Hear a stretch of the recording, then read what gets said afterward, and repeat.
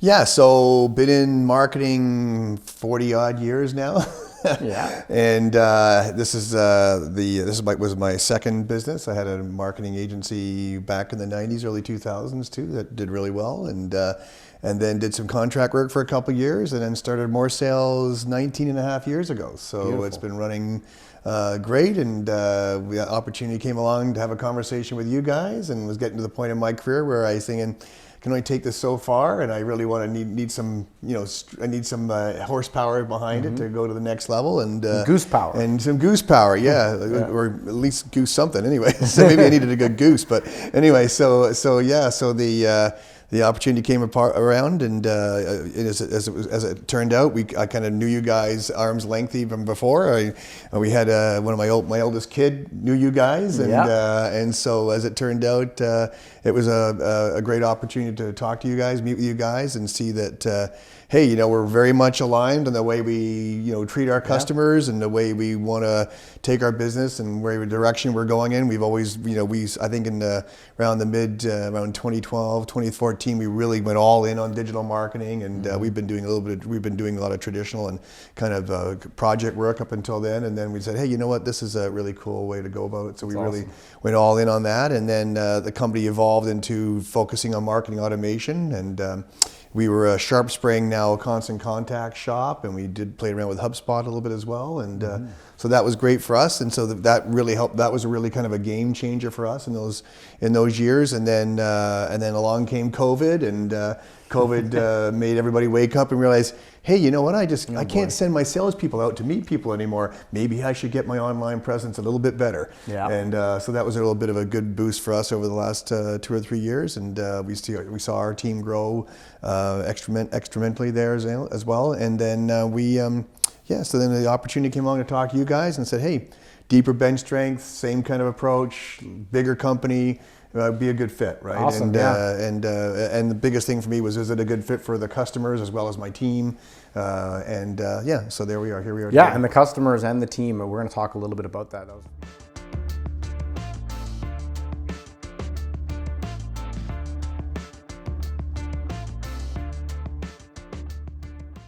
Wing It Podcast, goosedigital.com, episode 100.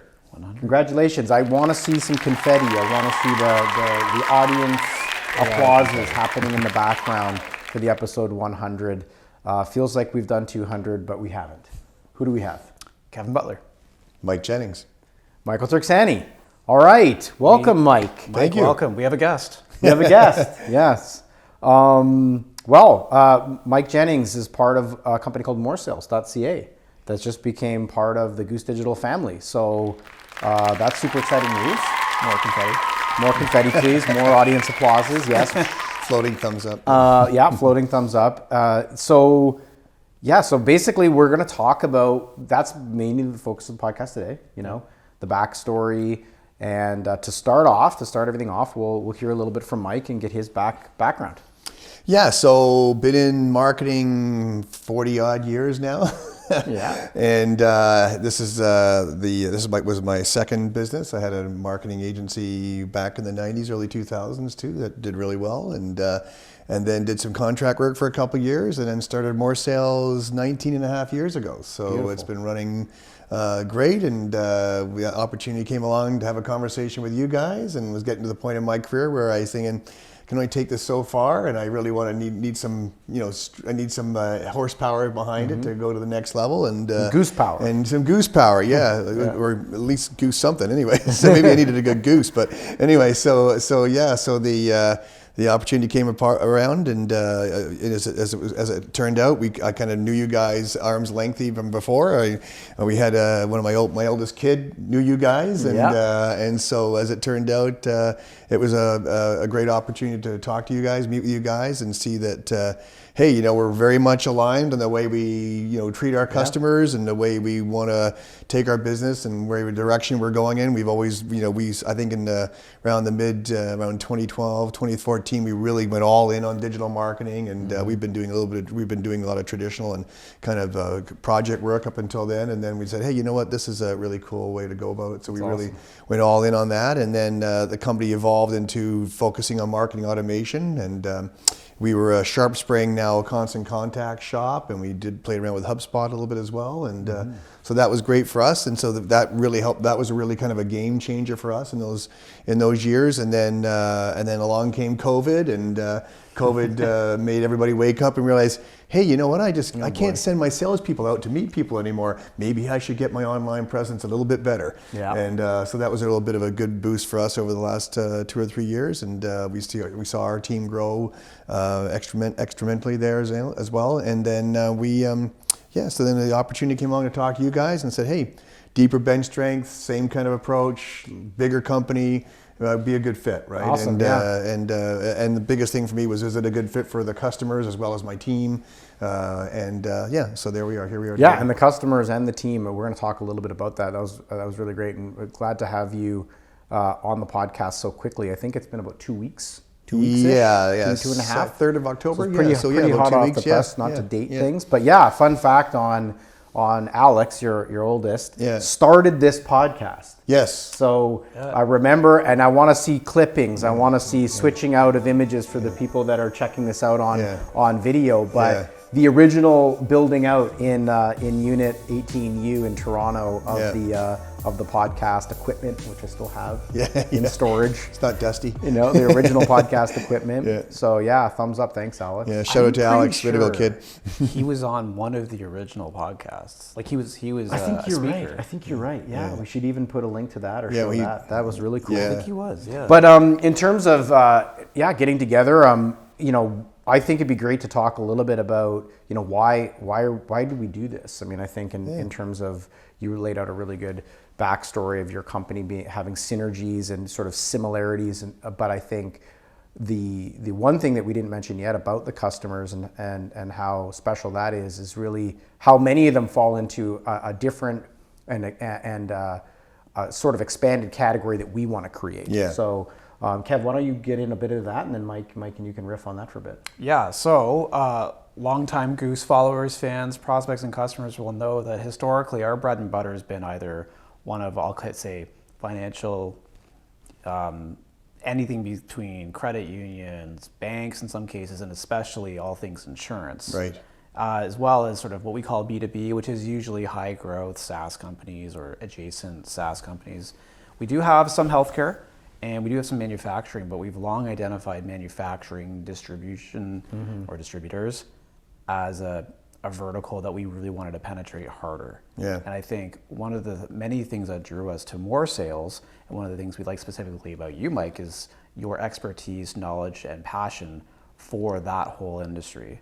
And I think as we talk about collaborating together, that's certainly going to be an area of the business that you own here at the new Goose Digital. Maybe you can talk a bit about your background in manufacturing. Yeah, how did we get to manufacturing? If I broadly portray your customer base, a lot of them are in that sort of manufacturing or close to manufacturing Industrial, commercial, space. yeah. Maybe you can talk a bit more about your experience there and Sure. what you're thinking. Sure.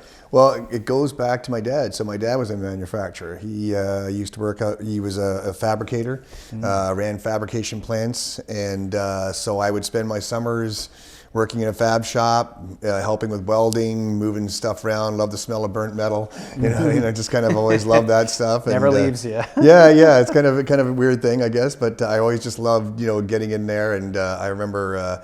I think it was my first or second summer in high school. Hard work, dirty work, but loved it. I loved. I was always more of a computer guy, and so it was kind of neat to get into that, and just grew up in that. And so then when I had my first agency back in the 1990s, was doing manufacturing clients back then. That was more of a traditional marketing back in those days, and so lots of photo shoots and video shoots and CNC plants and can you get the wheel to make that spark come off even brighter so it looks cooler on camera, that kind of direction. And so I really enjoyed that kind of stuff. And so then what I really discovered when I started MoreSALES was that there was a lot of great products and great equipment being built here in Ontario and across Canada and across North America, of course. But around here we have a real manufacturing hub in the Golden Horseshoe here. Sure. And I realize that a lot of these guys are very sophisticated in product they make, but they're not that sophisticated in how they sell it. And how do we help them get to the next level? I mean, they were good at going out and seeing their customers in their traditional way, as I mentioned earlier, but they weren't great at helping people find them, you know what I mean? And so really antiquated websites, really horrific attempts at trying to reach out to customers and relying very much on traditional methodology of the handshake and which is great, nothing wrong with that. That's how the country was built. But at the end of the day, things are going more digital, right? And you got to keep up to. And what I think is so interesting on the manufacturing as it relates to, call it digital transformation, if you will, is that many of them, and we've talked even today with one of the clients of yours over lunch, that many of them have embarked on the back end of their business digitization. Mm-hmm. The ERP, the manufacturing process digitization, the efficiencies gained there, right? And putting in those types of systems. In some cases, they're still on maybe their first ERP that they've had, or they're on cloud versions. They've moved forward. So the notion of sort of going digital or kind of leveraging technology isn't necessarily new. No. It's where it becomes new is how can we use this to enhance our selling process, our communication process, and just that whole component is. Well, that's really what strikes me is it seems like if level 1 is just modernizing the ERP, level 2 seems to be, let's start to get into more of like a B2B commerce play where we can make some portions or maybe a lot of our catalog or SKUs, products available for purchase online.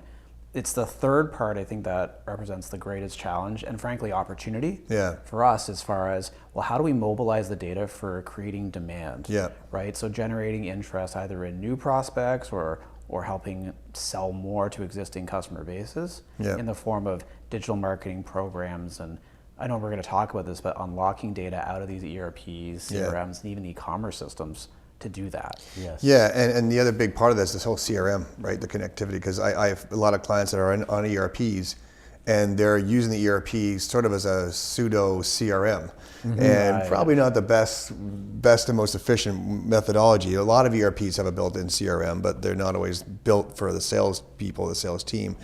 Maybe built as an order managing system, if anything. And like an Epicor platform, one of our clients is a big Epicor implementer. And being on meetings with him, I hear about how we're going to bring all their systems together. You rarely hear about the conversation about what are we doing about driving traffic to the website, or what are we doing about driving prospects to our sales team and qualifying them and all that, and where are they in that process. And so there's a huge opportunity there for manufacturers to say, it's not just it just goes well beyond the shop floor and the office floor, it goes beyond, it goes out there, and how do we bring back to their sales guys and be much more efficient at all that and be able to know what they're looking at. I think it's so exciting. The other thing is it's great for organizations in this position. We don't have to rebuild the wheel from scratch. No. Like there are established playbooks, and technology is so much further along now than it even was in the last 10 years decade, ago. the technology is. So like their when we ability first got to, into it, it's crazy how much it's jumped. Exactly. So their ability to get up to parity very quickly or jump out in front. It's not impossible. Well, I think for both manufacturers and distributors, a lot of times, a distributor is really they're a sales agent. They're the selling end of the spectrum. So they're looking at either developing a level of content strategy that builds off their suppliers, builds off of whoever things that they're selling, right? So there's still a whole storytelling, but then I think it's around what we talked about at lunch is around, what's the strategy to go segment your customers into your vertical niches and get that content in front of the right people through a variety of mediums, right? I think for the manufacturers, they have a similar type of story. Maybe they're going after distributors, but it's probably a little bit more storytelling. Hey, we build this here, we make these products. So there could arguably even be more of an emphasis on the product marketing in addition to the traditional, how we would think of distributing that marketing information, right? Certainly there could be channels as far as different audiences, whether they're going direct or whether they're going and sort of enhancing distributors with messages there or sort of empowering and enabling their sales teams, right? So I think there's different ways you distribute those messages, but it would be, I would think, more product marketing focused, more detail, and even stories individually about the products as far as roadmaps and evolutions, new feature sets, in addition to maybe a more of a corporate brand story. Yeah, and what I find, there's two things I find with the distributors, just to talk about that a little bit more. A lot of the distributors, especially the ones that we work with, are VARs, value-added resellers. So they're not just taking products and bringing it in the left door and shipping it out the right door and marking it up. They're bringing multiple products together, have an engineering team in-house that's then putting all this stuff together and then selling that as either bundled package or its own unique entity. Those engineers have a ton of great information, but trying to get it out of them is always a challenge because they're either blocked in busy on what they're trying to do, and that's great IP that we can be using to help a potential customer understand what is that, why would I want to buy from this distributor over the other distributor? Well, I'm not just buying product, I'm buying know-how, I'm buying experience, I'm bringing expertise. One of our distributors has a lot of U.S. suppliers. They sell to them because they know the Canadian market, so they rely on their expertise of the Canadian market, and so we can take a lot of that, can provide that content, that expertise can be pushed out there, and drives a lot more opportunities back. The other part though is, what we were talking about on the manufacturing side is, again, engineering products. Like they're making stuff that other people may not be making, or they're competing with other companies that are not keeping up. So there's where you can take an advantage of, like, hey, we're innovative. Like that whole side of innovation is so under. I think as Canadians we tend to be we're way too humble, and they don't want to go on about how, hey, we're the innovators in this product, or the innovators. I mean, think about the products that this country has innovated over the last 10, 15 years alone. There's so much opportunity out there to push that information out there in the How market. do you see, Mike, on the outsourcing conversation that you have around, an agency coming in to support, a manufacturer, distributor, or sort of the heavy commercial side of the spectrum? What's the typical internal marketing structure that you're seeing? What's the typical, appetite for bringing in an agency partner? Yeah, it's a great question. So what I find a lot happens is that a manufacturer will have a sales team, sales manager, maybe a couple of sales guys, depends on the size of the company. They may have a marketing coordinator who is basically someone who is getting information and passing it on to the sales manager or the owner or the president or whatever. They may have some experience in marketing, rudimentary experience in marketing.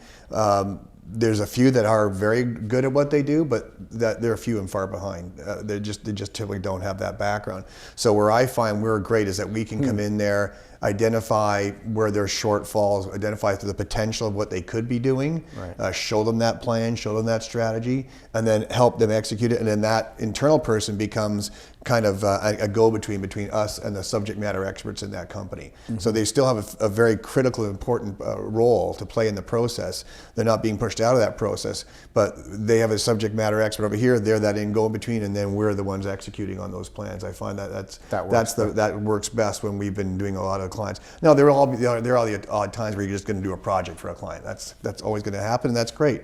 But where we find the best impact is when you can see the vision of the owner and maybe his sales team, or where they see the company being in 2 or 3, 5 years from now, and how they're going to get there. And they often don't know how they're going to get there. They have some thoughts, but they're not up to speed on what's actually happening out there. So we can come in there with that expertise that's relevant and up to date and help them get there. We opened up this podcast talking about a lot of the synergies between MoreSALES and Goose Digital. It's almost exactly how Goose would do it, right? Which is we're going to go infuse a level of strategy behind how marketing is going to support the business objectives, goals, and maybe short-term milestones. And I think to that point, that's exactly right. Let's go empower the people and the skill sets they have internally at their org, and we can overlay the marketing know-how, the extra sort of bandwidth in terms of resources, people who have expertise in various marketing capacities, and then that overlay of strategy and senior marketing leadership to say, we can articulate what the tactics we're doing and how they correlate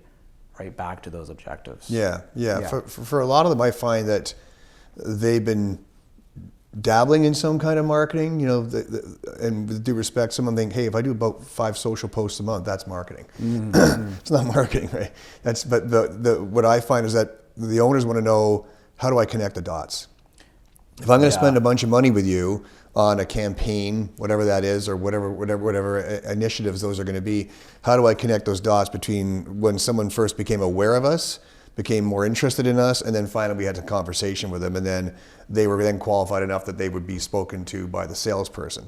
Because there's nothing worse than just, hey, a guy filled in a form on our website, let's give it to the sales guy and see what happens with it. That's great, but do we know enough about that potential person, that potential customer, to make that information palatable for the sales guy to go in there and have at least have an intelligent conversation? And that's where marketing automation really comes into play. And I love that. I think, like, in my experience, I would imagine, like, weigh in please, but I would imagine you've seen the same thing, which is these CEOs, they're not afraid of investing in marketing. They're afraid of investing in random acts of marketing. Yes. And the gap is always the marketer trying to articulate that value. Yeah. And I find that it's not that the things aren't adding value, it's just they're not being explained the way the leadership needs to hear it. So the leadership isn't going to connect the dots, to your point. They're not going to really say, I see how a bunch of emails and social posts, actually drove revenue. Yeah. And I think the marketer sort of sometimes understands what it is, but they just can't explain it. But it's like, actually, we have a themed campaign.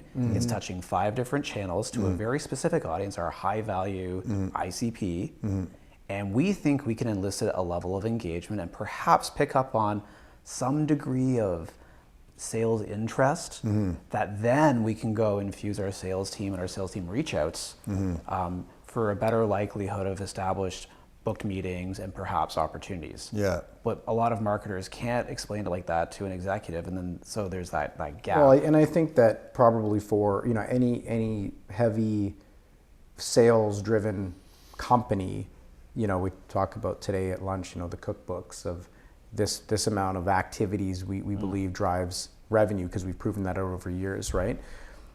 They tend to attach themselves to, okay, well, what are those other marketing related cookbook metrics that I should know about? And I think what you're saying is that the marketers have a hard time actually establishing those metrics. Like, you know what? Not everything that we're doing here has to be a sales ready lead. But if we can show you that once people get on a quote line, let's say they've received a quote from us and it's a 9-month selling cycle, that 30% or 45% of those customers or those quoted customers are actually engaged in our content. They're watching our videos, they're reading our newsletters, they're on our digital line, so to speak, right? Yep. That can be very meaningful to the president to be like, well, that's great. That's I know that's not revenue, but that's now adding value to a future process, right? It's like we always say, is like, in lieu of actual performance indicator or performance metrics, I drove X number of qualified opportunities. Yeah.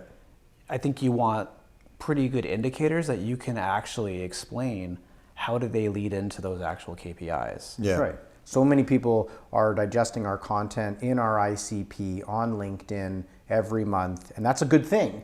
And I think it's creating that cookbook, that sales KPI equivalent, where if I've got to do 45 calls every 2 days, that's what they're monitoring. That's what they want to see happen right into their target audience. So if it's like, well, this is the equivalent on the marketing side. I think we should talk a little bit about probably 2 things. Maybe, I know you touched on the B2B e-commerce, which I think is in fact important, but also maybe how, Mike, you've done some work to unlock the data in either the CRMs or the ERPs for these companies to activate some marketing automation programs. Yeah, I think, I alluded to it earlier about the whole marketing automation side. Like, marketing automation has grown in leaps and bounds. I mean, 10 years ago, people didn't even know what HubSpot was. Right. They heard the name. They thought it was a ticket buying service. No, that's StubHub. So they didn't know what it was. And then now it's kind of become common nomenclature as a Salesforce and those kind of things.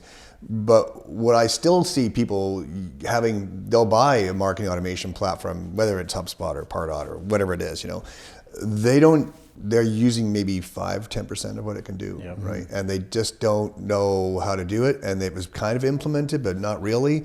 And so they look at it and it just becomes this kind of gray box over here that has some pretty cool stuff in there, but I really don't understand it. So I'm just going to keep making phone calls, and they're not making the value out of it. Whereas what we can do and what we do now for our clients is we go in there, we can analyze where there's shortfalls.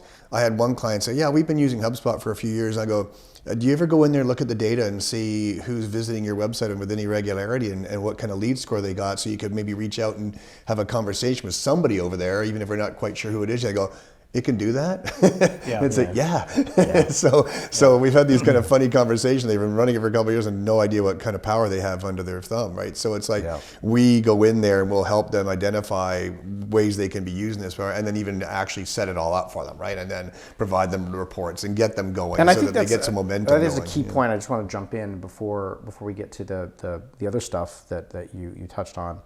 That actually one of the things that we've compared, the MoreSALES kind of approach to is to our classification or our product offering that we refer to as Goose Digital Transform. And we've got two main kind of channels or types of clients that we refer to. We've got the Extend and we've got the Transform. And Extends are really, they're both strategy driven, and there's a range of strategic services that are offered. But the main difference is that if you have a established marketing team, you may not have all the capabilities. Yeah.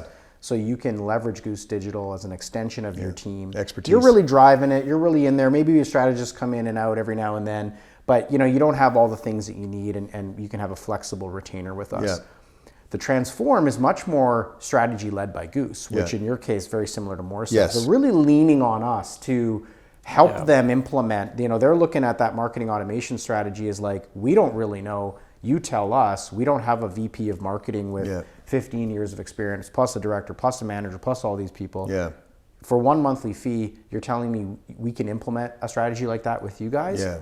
Let's do that. Yeah. And that's, I think, what, just more so to the fit factor was really exciting for me to hear. For sure, yeah. Yeah, I think that's exactly right. Like, you either have an established program and function of marketing with internal leadership, and we can support on the Extend side as much or as little as you need. But on the Transform side, it's really about potentially even spinning up a marketing function overnight. That's right.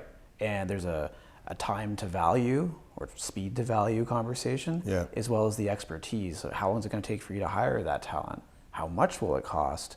And what's the time in there to actually be able to do all that? And then you're managing talent, you're managing and I platforms. also find, like, from a value proposition, I've always said to clients, I said, you can still hire yourself a $70,000 or $100,000 a year marketing manager, and they still have no clue how to run a marketing automation platform, or they don't know how to set up a Google Ads campaign. I'm being kind of granular here, but they're still going to need to go outside. They may have the strategy now; they can work with you, but they're still going to need to go outside for some of those things. It's a super, super rare animal that can say, I know how to do the strategy, and I know how to, and I'm willing to do it all. And I'm willing to do the grunt work. A lot of burnout. Yeah, exactly. And so they are out there, and God bless them. That's great, but that's very, very rare, and that's where we come in and we say, hey, and to your point, Kevin, we're very scalable.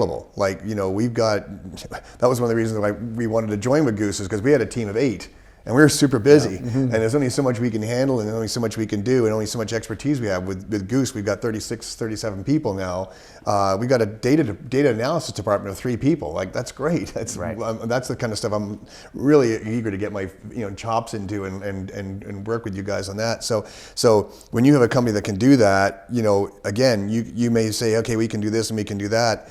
We have that scalability that we can just jump in where there are gaps and scale it up as we need to. And I think, and the last part is that when you're doing that, you'll also find that the people that are internally already at that company will come along for the ride. Not the owners necessarily, they're already on. But if you have someone who's got some skill set in that company, you can actually walk them along on that journey so that they can pick up some of that skill set and then maybe scale some of us back onto doing something else. Yeah. We've seen that a lot in some of our longer term engagements, this idea of helping elevate and level up individuals. And they get the benefit from our perspective of so many different vantage points and perspectives. We work with all kinds of different organizations in different industries at different levels of their milestones and maturity, as far as how far along are they, how big are their budgets, like how big is the organization itself.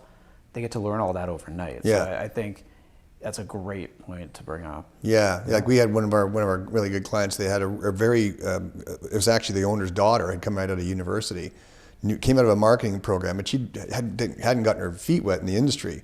So she was really smart, really eager to learn. So she basically shadowed us for years. And then as she would learn certain things, she would take certain aspects on, and then we would then focus our attention on other stuff. So it was a really good marriage where they could run with it and just keep building up their team, and then we were needed as needed. So yeah, awesome. It's hot. Well, I think that's probably a good intro for kind of where we're going on you know, the future together, you know, how we see kind of the two companies coming together. And, you know, we didn't touch on the staff, but I think, you know, the people that have come over, we're really excited to have the team, in addition to, you know, to you, Mike, being here with us for the next big leg of the journey. But the team underneath you are just awesome people, and really excited to make them part of the Goose team. And I know we're going to be meeting more and more of them face to face soon. So that's super exciting for us. And, I mean, there'll be more to come on all this, but thank you. Yeah, our pleasure. Thank you. Exciting. All right. Are we supposed to say like and subscribe? I feel like we need an outro. I know. I feel like we need a proper outro. You know, like maybe I read something. Am I supposed to point to a button? Yeah. And click the ring the bell or whatever? Yeah. Like and follow wherever you get your podcast. Share it if you don't mind. Well, Alex used to make me. He goes, "Hey guys, like and subscribe. Smash that follow button. Smash that." All right. Cool. Thanks everyone. Thank you very much.